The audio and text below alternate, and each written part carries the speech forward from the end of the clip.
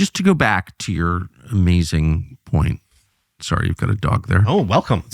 Hey, Al. Al. A tariff supporter, I think. Tariff supporter. Sorry, you were nice to the dog on the way in, and you're marked for life. Your amazing point that these were post-war institutions self-consciously designed to keep order. How has that worked? Like, leaving aside, and there's really no debate in this room anyway about the effects on the United States. Look at it. It didn't work for us. Did it work for the world? And do we risk conflict by abandoning it? It's a really good question. I mean, there's one way in which it obviously did work for the world is that it obviously worked for hundreds of millions of Chinese subsistence farmers who have now benefited from China's growth. Yes.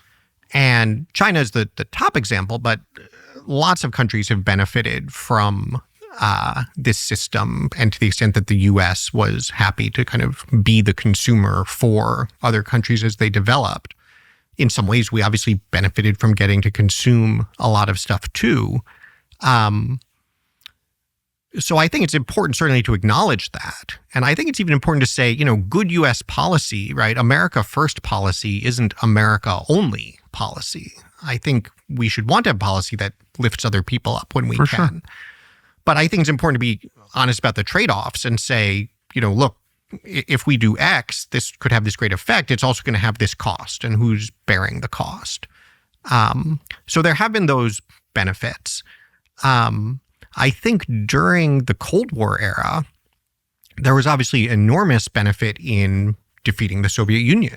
I mean, in that sort of an existential conflict, holding together the American alliance, making sure that it was seeing broadly shared prosperity within it, proving that markets could work better than communism.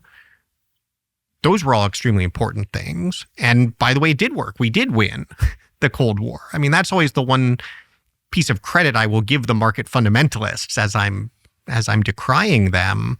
The reason this became the standard economic thinking on the right of center is because Reagan brought it in. Reagan said, my coalition is this kind of, free market economic thinking, even as he himself was not a fundamentalist on it. The more traditional social conservatism and the Cold War hawks. And what actually did all those folks have in common? They hated communism. And gosh darn it, they succeeded. And so, it's very important to give that its due. I think where things go so off the rails is once you don't have that existential threat anymore. And you see it in the foreign policy context too, right? Where all those hawks are now well, let's go find other wars to start in ways that are neither conservative nor good for the nation. No. And the economic folks say great, how can we continue to carry this further? Well, now we need the WTO, now we need free trade with China, and on and on. And so I think it's the classic pendulum swing from something that, a world of no trade isn't a good world either. Some good ideas were introduced. They did accomplish some things, and then it just sort of kept on swinging all the way to the other side. And, that's where I think we got stuck, and where it's now very helpful to see we've kind of dislodged it and we're swinging it back. Specifically on China, and they were open about it in the early 70s when Nixon famously went to China, that this will be good for the world because it will de-radicalize China, which is the height of the Cultural Revolution when he said that. So pulling back from that and starting a trade war with China, does that increase the chances of a military conflict with China? I don't think so. I think other things have increased the chances of conflict, right? The fact that since the year 2000, China, rather than liberalizing, has become more authoritarian with more expansionist ambitions, with a massive military buildup, that makes it more likely that we're going to have a conflict. But I think one of the key failures of the blob is that it always tends to live in the world as they wish it were. Right. Rather than the world as it is. I wish we were in a world where China had liberalized. That sounds great, but we don't. I wish we lived in a world where, the U.S. was still the superpower that could essentially dictate terms. I mean, when we did a bad job, that was bad, but all things considered, it would be great for the United States. You want your country to be on top. Sure. Absolutely. But that's just not the world anymore. It's not a question of should, it's a question of is. And so in the world that we have, the idea that higher levels of trade with China is what's going to diffuse conflict, that's just like a cliche that people say. Who had really close relationships in trade? France and Germany and the UK before World War I and World War II. This idea that countries that trade don't go to war with each other isn't actually a thing. And so, conversely, when we entirely decoupled from the Soviet Union, we had a war that stayed cold. And so, I think the United States needs to make its decisions about the economic relationship with China pretty much independently, not believe that one choice versus the other is the way that we're going to manage the foreign relations. All things considered, I think our best chance of maintaining stable, peaceful foreign relations is to make clear that we are, first of all, is to reindustrialize and make sure that we are capable of deterring China. But then also to make very clear that we are not going to buy into this gobbledygook, that we are going to be realists and we are going to look at the world as it is.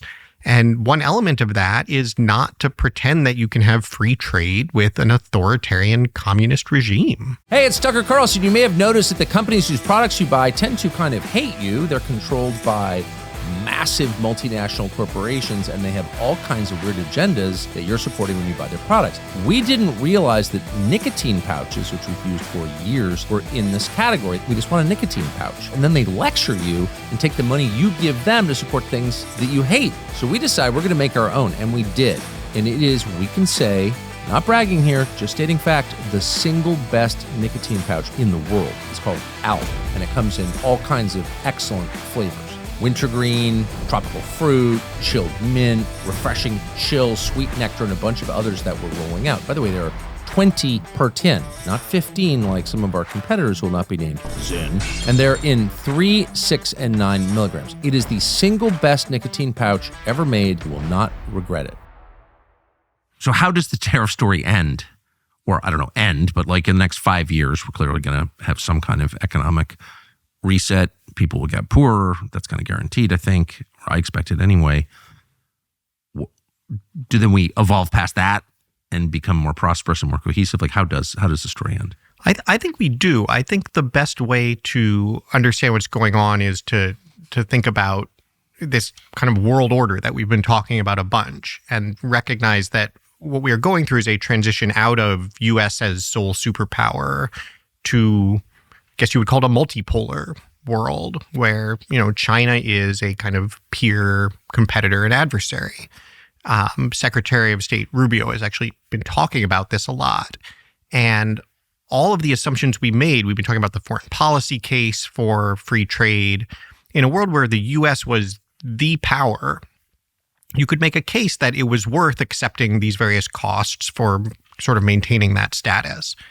In the world where it is no longer, we're seeing in real time how it breaks down, how you can't just be the benevolent open market when China is now bigger than you, yes, and more technologically advanced in some ways, and it can't go on that way. And so, I think the tariffs are the sort of tip of the spear of saying that system is over. What do we want to have replace it? And I think what the United States should want, and what I see the administration pointing toward and pushing toward, is basically, look, we still want to have strong allies. We still want to have free trade among our allies, right? When I was talking about that idea, if you have a tariff on the outside, you can have a freer market on the inside. Ideally, that's not just the U.S. alone. Ideally, that goes for a set of countries that actually are market democracies and do want to play by the rules. And so what the U.S. is doing with the tariffs is saying, look, the open season, everyone does whatever they want and unconditionally gets benefits of American defense, American market. Exactly. That's over. new system. We would like to have strong alliances and relationships and low tariffs, but there are now conditions. Condition one is balanced trade.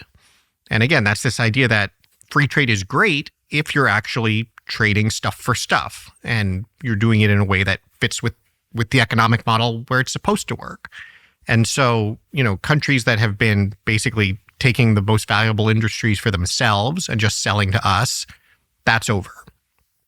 Piece number two, on the defense side, everybody needs to pull their own weight and actually lead in their own areas. You want to deter Russia?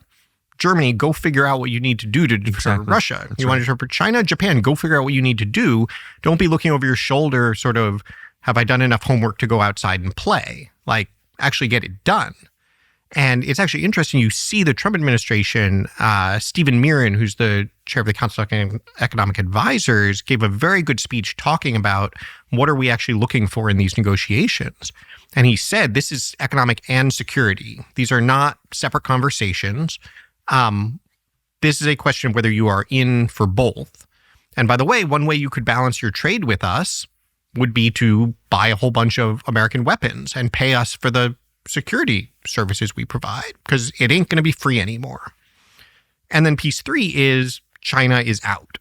That more like in the Cold War system, you can't have these sort of entangled systems where, okay, the U.S. doesn't want Chinese supply chains, so they just go set up in Mexico and it comes in through Mexico. Exactly. Mexico, and this is actually, I think, why Trump started the way he did with Mexico and Canada. Mexico and Canada with the U.S., you should be the core of this alliance we're talking about. But you need to understand that it can't work the way it's been working.